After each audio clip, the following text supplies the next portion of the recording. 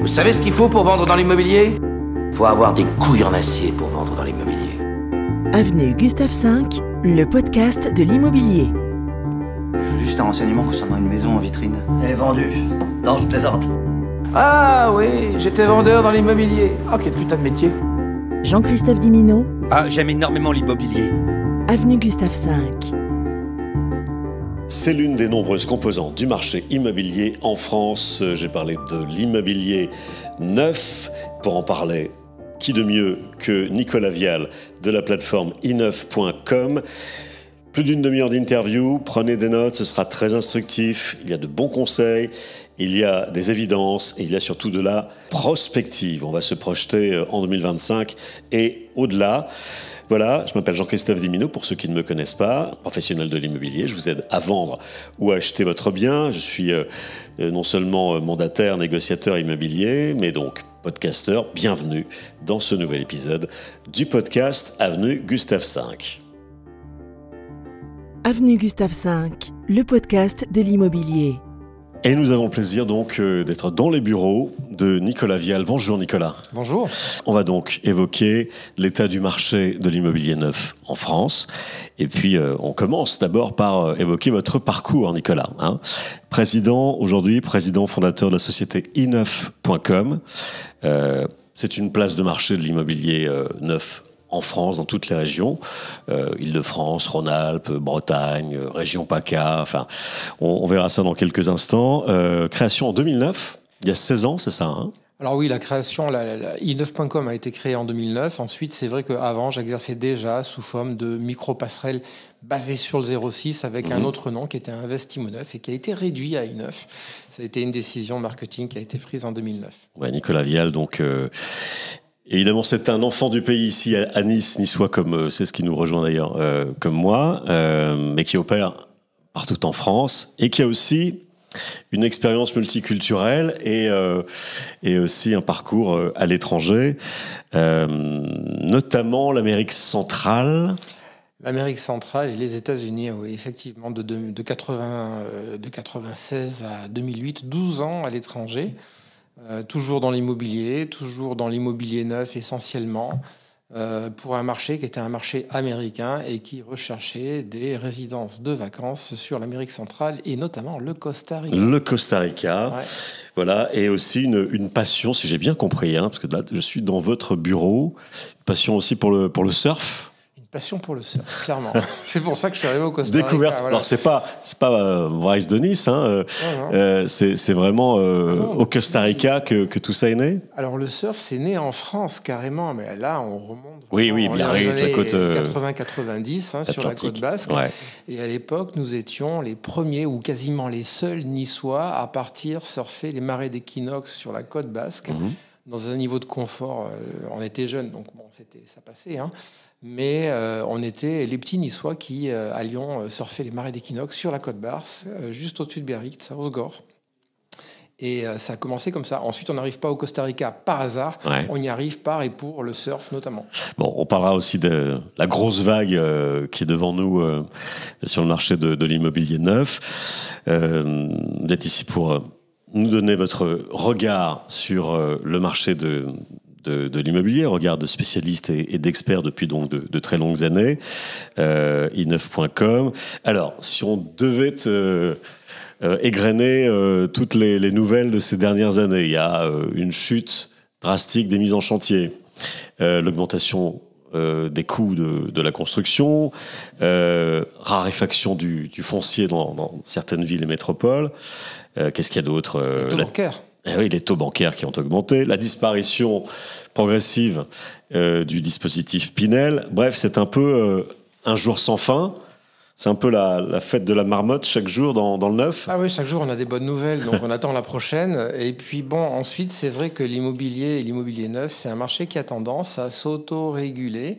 Avec des périodes plus ou moins d'ajustement. Bon, là, si vous voulez, ce qui est un petit peu gênant, c'est qu'on s'est pris deux crises l'une sur l'autre. Il y a eu d'abord la crise liée au Covid qui a ralenti l'activité, ou qui a ralenti la reprise des mises en chantier, parce qu'il y a eu techniquement, et administrativement et logistiquement, juste après le Covid, il y a eu des remises en chantier, mais qui ont mis très très longtemps à se remettre en place.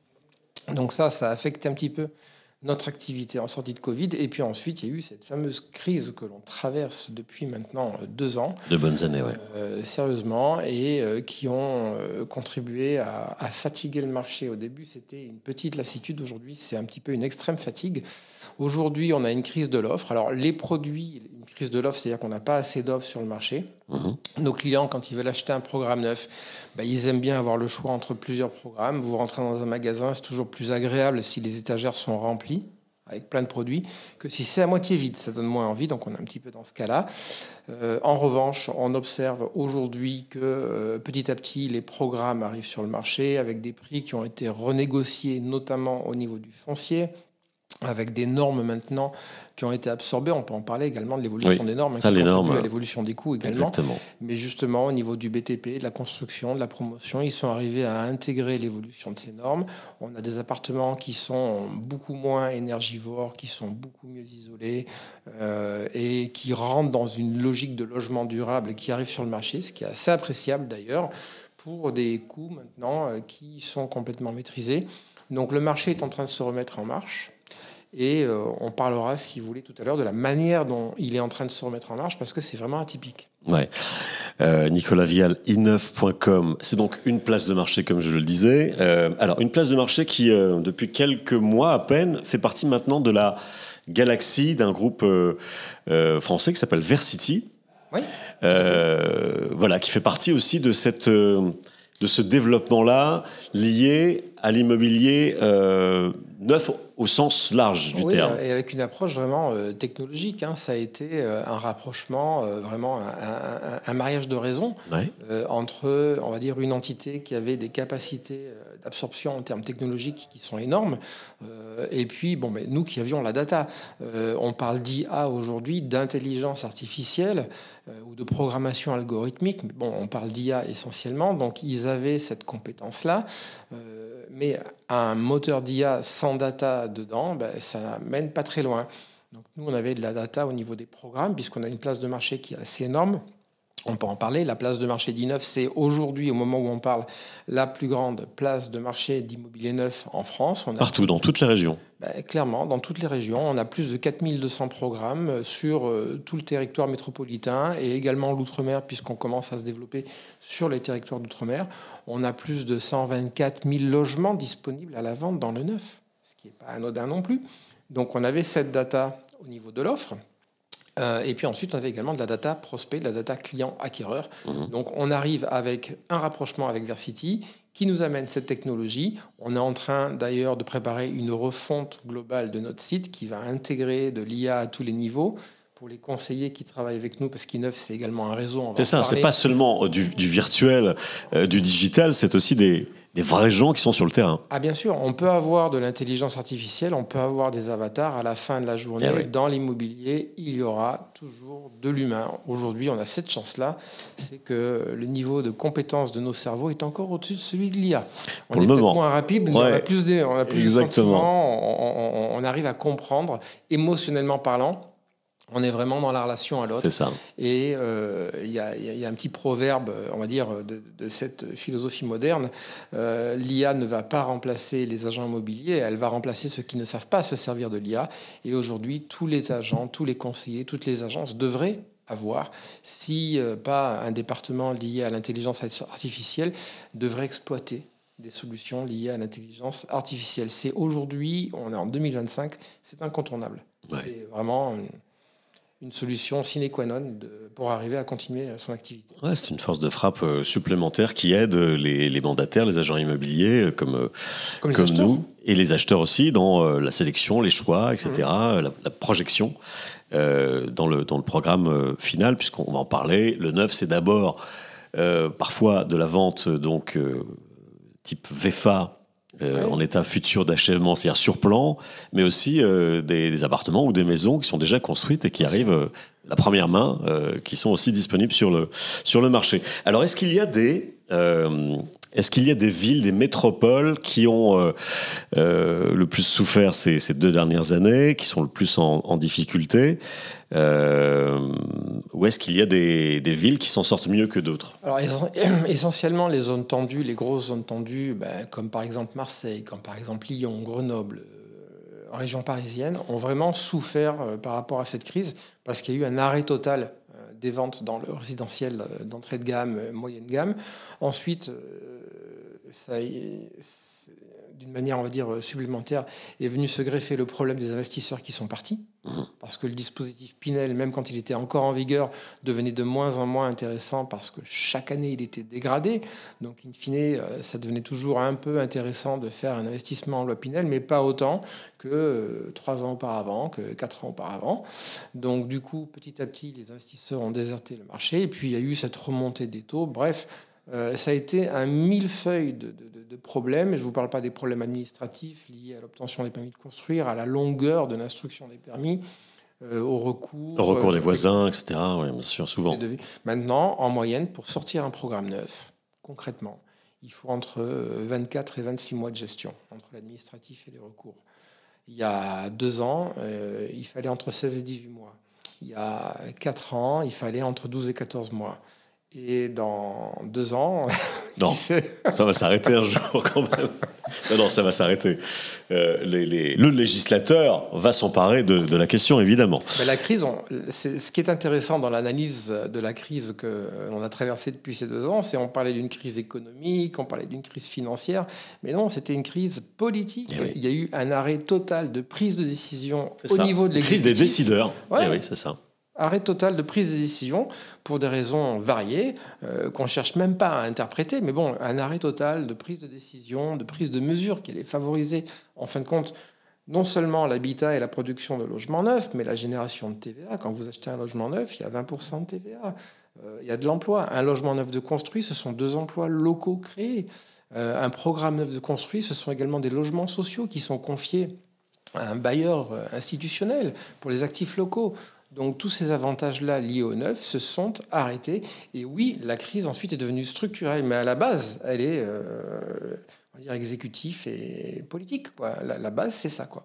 On arrête de gérer l'immobilier, on n'a plus de ministre en charge d'eux, les décisions ne sont pas prises ou quand elles sont prises, on a des effets d'annonce et ça s'arrête là.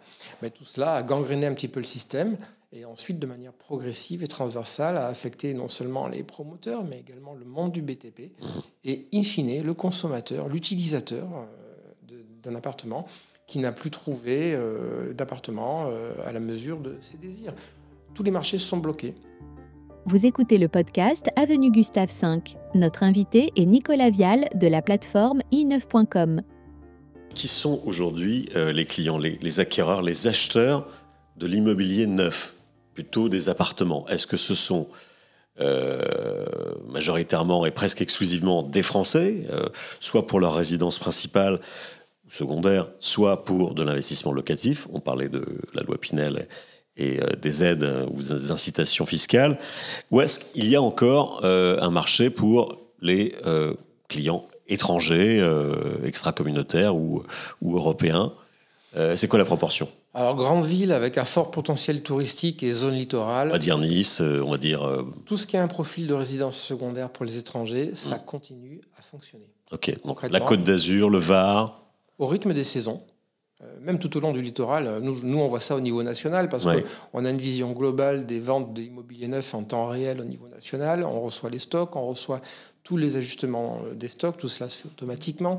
Donc on voit les zones qui vendent, ce qu'elles vendent, ce qui se vend, quel niveau de prix. On a d'ailleurs sur notre site un outil qui est un comparatif au niveau des prix de l'immobilier sur les 20 plus grandes villes de France.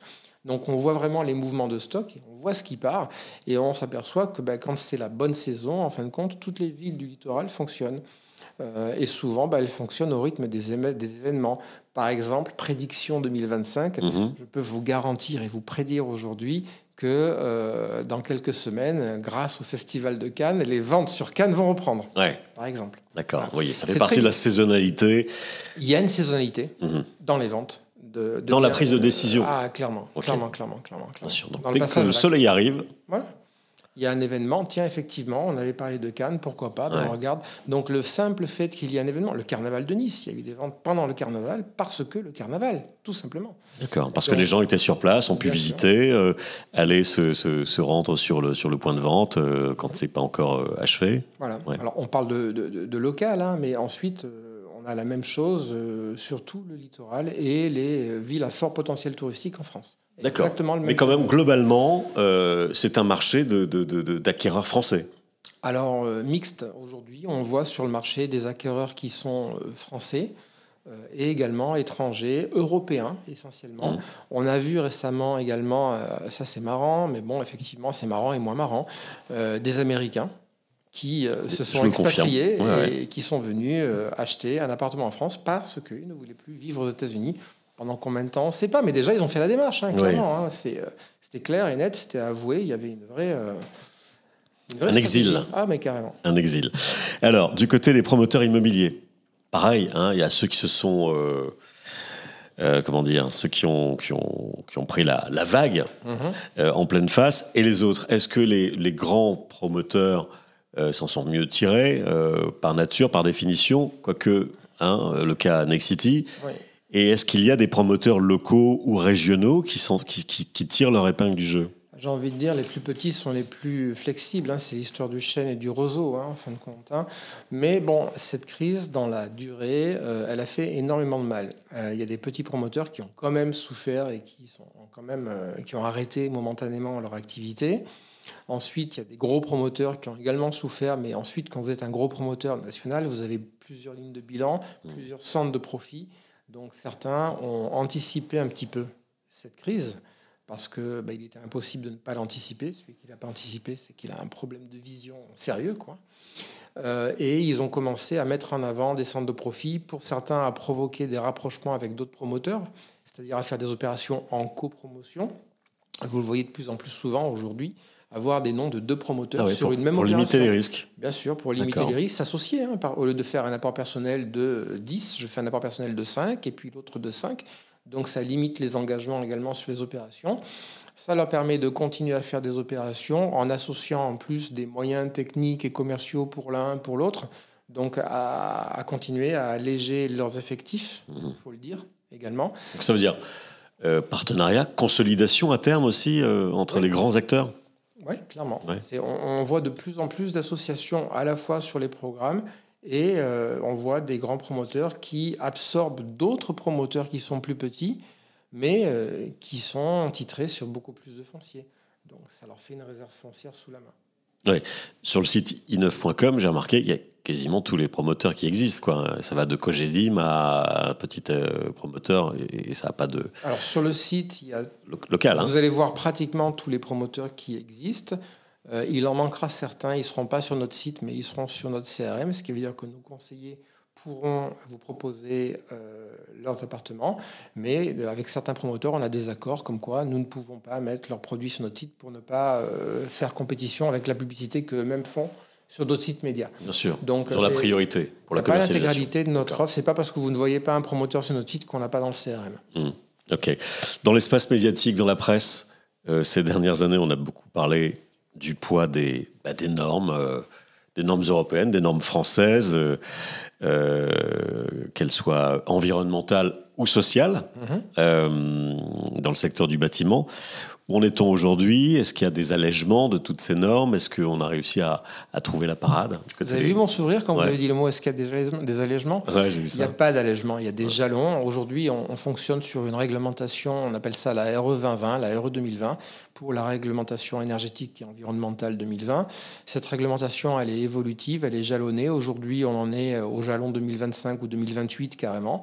Et à chaque fois que cette norme évolue, effectivement, elle va coûter de plus en plus cher aux promoteurs pour la mise en place de tous les moyens techniques, matériaux, stratégies, on va dire, durables au niveau de l'habitat. Néanmoins, c'est une logique qui est incontournable. On s'oriente petit à petit vers un habitat qui est de plus en plus durable et qui est de plus en plus intelligent également, parce que tout évolue dans son ensemble. Les appartements neufs seront demain clairement plus connectés, comme on dit aujourd'hui. C'est ça. Confortables, adaptés au mode de vie moderne. Et surtout, ils vont s'inscrire dans une logique de développement durable, tant au niveau du bâtiment en soi qu'au niveau de sa construction, de sa mise en œuvre. Ouais, donc il y a beaucoup et toujours et encore des contraintes imposées aux constructeurs, aux promoteurs. Moi, ce que j'aimerais savoir, parce que je fais très peu d'immobilier neuf, quelques appartements ici ou là sur la Côte d'Azur, mais surtout de l'ancien. Moi, je voulais savoir, je connais mieux les acquéreurs, les vendeurs qui sont attirés par l'ancien. Je veux savoir si vraiment les acheteurs sont sensibles à ces arguments-là, c'est-à-dire bâtiments basse consommation, accès PMR, souvent de grandes places de parking. Est-ce qu'ils sont vraiment sensibles à ça? Est-ce que c'est un déclencheur? Dites-vous bien que s'ils viennent vous demander des informations sur un programme neuf, c'est parce qu'ils ont déjà ces critères-là en place. Ils sont demandeurs, ils ne sont pas sensibles, ils sont demandeurs de ces critères-là. On n'a même plus à les éduquer sur le côté durable, ou sur le côté confortable, ou sur le côté pratique du neuf. Ils viennent dans le neuf et on fait régulièrement des sondages auprès de nos bases de données de clients. Et ça va peut-être vous surprendre, mais les 2 premiers critères qui arrivent vraiment en tête des critères de choix pour tout ce qui est du neuf. Lesquels? Le confort et la sécurité. Confort et sécurité. Les 2 premiers, confort, sécurité. Le 3e, la possibilité, bien sûr, comme vous investissez sur plan en VFA, d'adapter le bien à vos besoins, de bouger un mur, de redéplacer une cuisine, de rajouter un WC, je ne sais quoi. Voilà. Ça, c'est toujours donc possible, de le personnaliser. Et ensuite, on va trouver, effectivement, c'est plus facile de financer un bien dans le neuf, donc la capacité, la possibilité du financement. Et in fine, je crois qu'un des derniers critères, ce sont les frais notariés réduits. Oui, c'est ça. C'est toujours incitatif. C'est incitatif. Ces avantages à acheter dans le neuf, avec des frais donc réduits, de l'ordre de 2 à 3% selon les régions. Oui, de 2 à 3% selon la région. Ce qui fait un delta de 5% en termes de frais notariés entre le neuf et l'ancien. Donc on peut également mettre ça en perspective. On parle souvent de la différence de prix entre le neuf et l'ancien. Il y a un delta dans certains quartiers qui est de l'ordre de 15 à 20% entre les prix du neuf et ceux de l'ancien. Ouais. Mais déjà, quand on absorbe les 5% des frais notariés, voire la totalité des frais notariés, parce que souvent dans le neuf, les promoteurs offrent les frais notariés aux acquéreurs.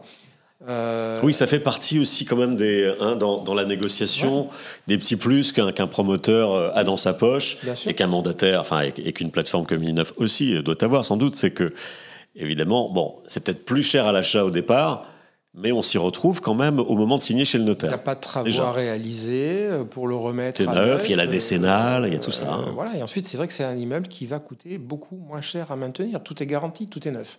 Donc tout est garanti jusqu'au dernier volet roulant, poignée de porte, pas de problème. Ouais. On peut rappeler quand même les critères de définition d'un appartement ou d'une maison vraiment neuve. Il faut que ce soit la première main, quoi. Oui, clairement, il faut que en tout cas, pour bénéficier des frais de notaire réduits. C'est uniquement le premier acquéreur, celui qui l'achète du promoteur. Même si on revend. Alors, il fut un temps, quand on revendait dans les 5 ans, je vous parle de ça 10 ans en arrière, on était toujours en frais réduits. Quand on revendait un bien dans les 5 ans, attention, c'est terminé. C'est fini. C'est uniquement le premier transfert du promoteur, de l'opérateur, on va dire, vers le premier propriétaire qui va bénéficier des frais notariés réduits. Oui, parce que, effectivement, dans la spéculation qu'on a pu connaître, il y a 10-15 ans, il y avait j'achète sur plan, j'attends l'achèvement, je revends derrière, et mon acheteur va lui aussi bénéficier des frais de notaire réduits. C'est terminé. C'est fini. Bon. Mais il y a d'autres avantages. Il y a d'autres avantages. Des fois, il se trouve que, vous savez, dans la vie d'un foyer, il y a ce qu'on appelle des fois des accidents de la vie. Il y a des personnes qui sont obligées de revendre l'appartement alors qu'il est en cours de construction ou quand ils arrivent à la fin. Effectivement, ça peut se refaire. On trouve toujours une manière d'absorber, on va dire, ces droits de mutation, parce qu'on parle de frais notariés, mais ce sont essentiellement des taxes et des impôts. Donc, on trouve toujours une manière d'arriver à l'intégrer dans le prix de revente. Et puis, il y a toujours cet aspect, quand ils vont revendre un appartement neuf, ils vont le revendre à une personne qui va chercher un appartement neuf, qui voudra un délai de livraison très court. Et là, on lui offrira un appartement livrable quasi immédiatement, ce qui justifiera une petite remontée du prix. Parce que la disponibilité est immédiate, ça augmente la valeur d'utilité du bien. Alors, quand on se rend sur i9.com, quelle est la proportion d'appartements versus maison individuelle aujourd'hui? À maison individuelle, on doit avoir à peu près entre 7 7 et 10% de maisons individuelles, 90% du stock et plus, ce sont des appartements. Des appartements. Est-ce qu'il y a aujourd'hui, compte tenu des évolutions sociétales, des familles recomposées ou des familles de plus en plus monoparentales aussi, est-ce qu'il y a une évolution dans justement la livraison d'appartements dans le neuf? Est-ce que tout ça est aussi pensé? Est-ce qu'il y a plus de pièces, moins de 4 pièces? Déjà, je vais retourner le problème. Il y a moins d'investisseurs. C'est vrai aussi. Donc l'époque où on vendait par poignée des studios et des 2 pièces à des investisseurs qui les mettaient en location, et c'était une bonne chose parce que ça a renouvelé le parc locatif également. Bon, cette époque-là, elle est un peu terminée. Aujourd'hui, la demande s'est réorientée depuis 9 mois et un peu plus sur des appartements, des grands appartements et des appartements confortables. On nous demande essentiellement des 3 et 4 pièces, mais pas n'importe quelles 3 pièces et 4 pièces. On va nous demander des 3 pièces et 4 pièces qui soient assez grands et qui soient confortables. Et derrière, les acquéreurs sont prêts à faire l'investissement de ces mètres carrés supplémentaires, de ces pièces supplémentaires pour arriver à loger toute leur famille. On parle essentiellement de résidence principale. Aujourd'hui, le marché qui fonctionne, c'est la résidence principale. Depuis maintenant 4 mois, on a observé un retour de certains investisseurs sur le marché qui ne sont pas des investisseurs Pinel, qui sont des investisseurs qui vont acquérir un logement pour le mettre en location, donc soit meublé, soit vide. Longue durée. Oui, plutôt. Et généralement, le profil des investisseurs qui reviennent sur le marché actuellement, ce sont des gens qui ont une très forte épargne et qui investissent sans financement. Pour du patrimonial. Oui, qui déplacent leur argent du compte bancaire à la pierre. Parce qu'ils estiment que la pierre ne perdra jamais sa valeur, notamment si vous êtes sur une zone tendue ou une zone touristique ou une zone littorale. Donc, ils partent du principe que leur argent est plus en sécurité dans la pierre que sur un compte bancaire. Voilà. Et qu'un bien immobilier a toujours une valeur d'utilité. Demain, vous prenez un bien, vous le mettez en location. Dans la demi-seconde, vous avez 10 personnes devant l'appartement pour vous louer un appartement. Il y a une vraie crise du logement locatif aujourd'hui. Donc, si vous êtes hors dispositif, vous pouvez louer le bien avec des très bons niveaux de rentabilité. Et en plus de cela, votre placement en pierre prendra de la valeur au fil des années. Hier encore, je rencontrais un confrère qui, lui, est spécialisé dans le neuf et qui me disait, c'est fou, il y a encore 2 ans, je vendais en priorité sur VFA ou à peine construit les derniers étages. Ouais. Aujourd'hui, c'est plutôt les rez-de-jardin qui partent en premier. Il y a une recherche... Alors, oui et non, il y a une recherche au niveau de la qualité de vie. Et c'est vrai que les rez-de-jardin sont demandés et partent très rapidement. Ensuite, il y a ce qu'on appelle le syndrome du dernier étage. Vous avez des acquéreurs qui ne veulent pas vivre avec quelqu'un au-dessus de chez eux. Ils ne veulent qu'un dernier étage. Ils ne veulent qu'un dernier étage. Duplex ou plein pied, mais dernier. Bon, généralement, ce sont des acquéreurs, ce sont des primo-acquérants dans l'ancien qui viennent de l'ancien et qui ont souffert du fait d'avoir un voisin au-dessus avec une isolation phonique, on va dire atténuée ou primaire. Alors qu'aujourd'hui, dans le neuf, même si vous n'êtes pas en dernier étage, il y a des épaisseurs de dalles et des matériaux utilisés qui sont là pour vous protéger des bruits de vos voisins, que ce soit du dessus, du dessous, ou latéralement, ou des parties communes. Oui, c'est l'avantage du neuf, c'est que c'est vraiment les toutes dernières normes. Le phonique est garanti dans le neuf. Le phonique est garanti. Il est garanti. Ah oui. Si vous avez un pont phonique dans votre appartement, vous faites passer un expert et il est garanti. Vous ne devez pas entendre à la fois la circulation extérieure et vos voisins.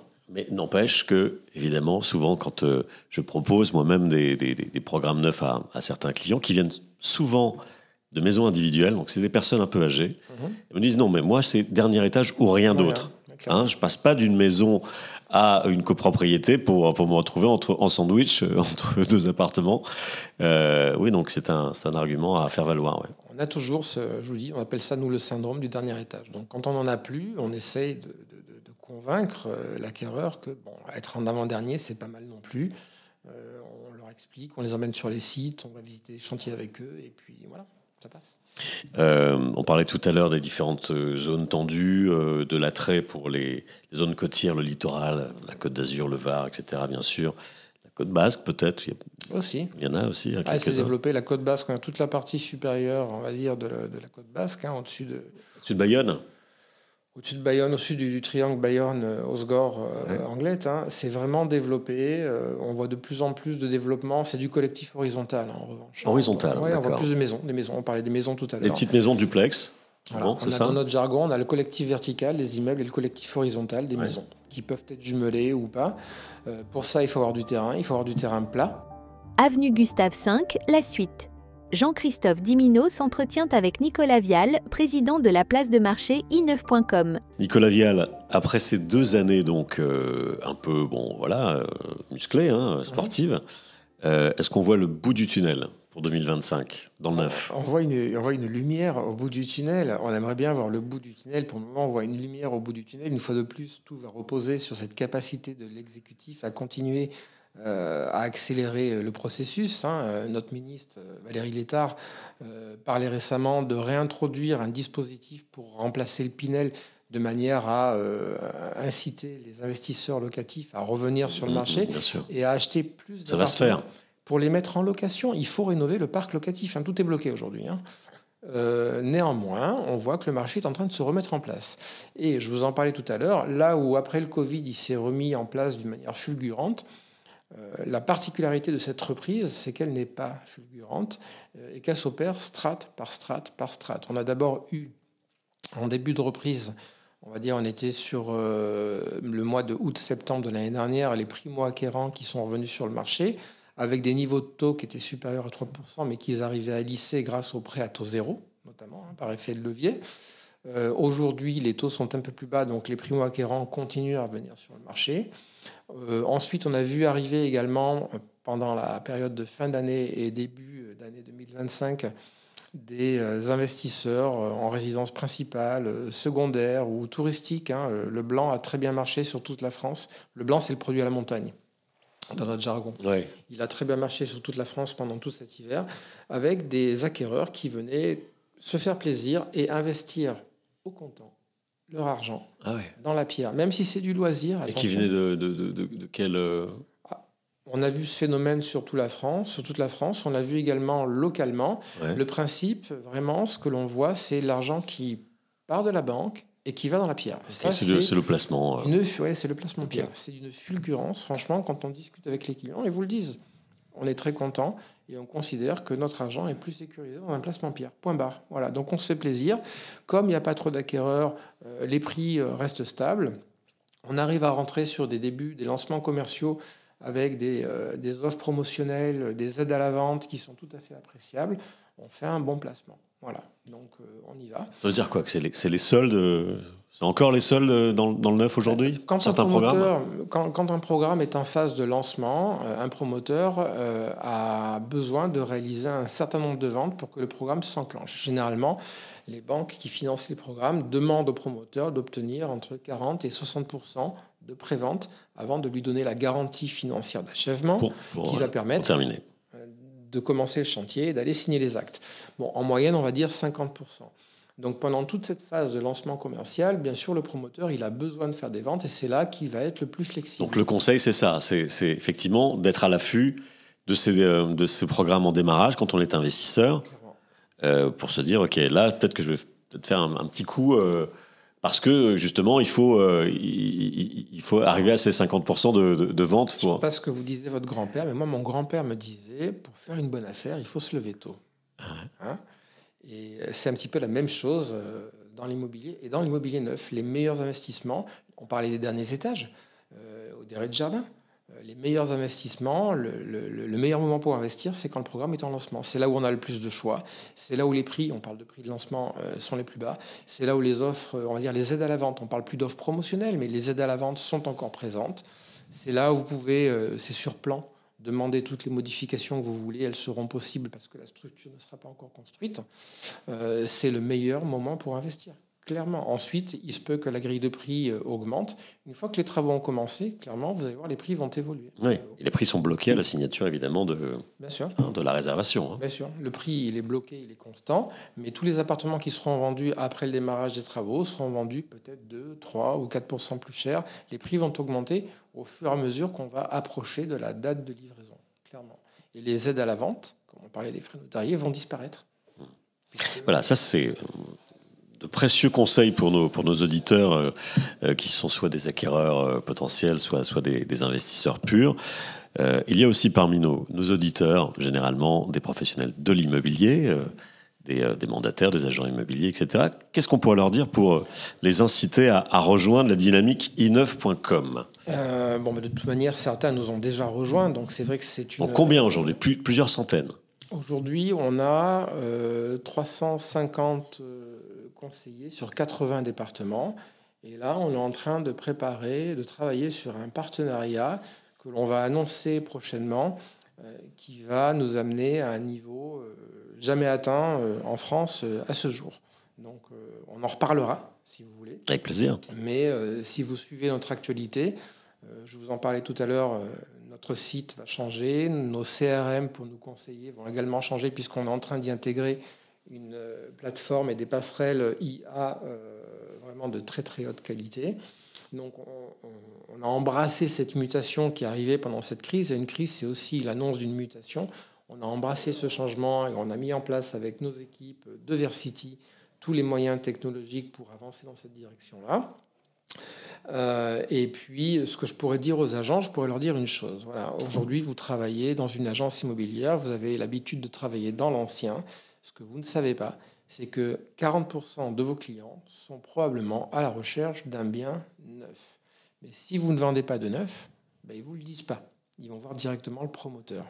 Si demain, vous voulez vous rapprocher d'une plateforme comme i9.com, comme la nôtre, vous aurez accès à ce stock, on va vous le pousser, on va vraiment le diriger dans votre offre. Et à partir de ce moment-là, vous pourrez proposer du neuf à vos clients. Merci beaucoup, Nicolas Vial. Merci à vous. Et on se reparle très prochainement, sans doute, pour annoncer aussi ces grands changements, ce bouleversement pour i9. Avec plaisir. Merci. Vous venez d'écouter Avenue Gustave V. Vous aimez ce podcast ? Alors abonnez-vous, commentez cet épisode ou recommandez l'un des 150 autres contenus disponibles. Pour nous contacter, le site Avenue Gustave V.